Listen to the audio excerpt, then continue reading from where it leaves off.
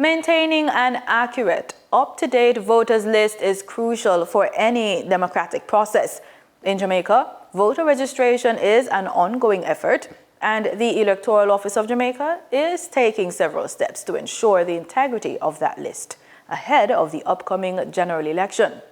Marlon Samuels provides some insight into the measures being implemented.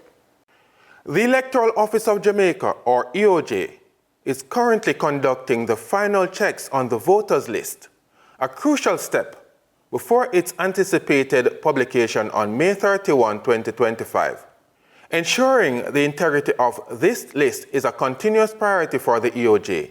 They have implemented several measures to achieve this, including a commitment to updating the list twice a year. This rigorous process involves verifying and removing individuals who may have passed away, among other vital checks.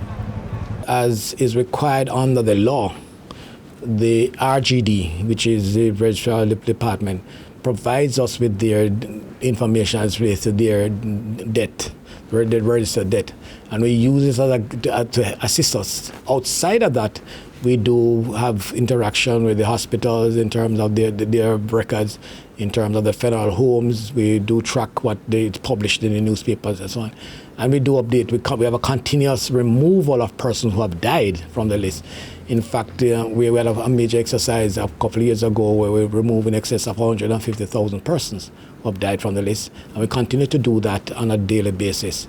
Beyond maintaining the list, the EOJ has also focused on making voter registration more accessible. They have established registration centers in every single constituency across the island.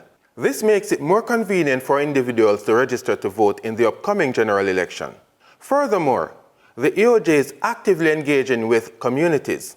So we have embarked on a number of things, more so in the intervention, more so in a partnership with different groupings, and certainly the schools, etc., the universities. We have also partnered with youth groups, etc., to encourage them in terms of being a part to get registered and be a part of the process.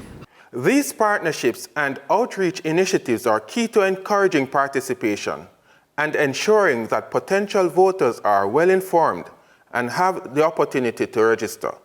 For the news on PBCJ, I am Marlon Samuels.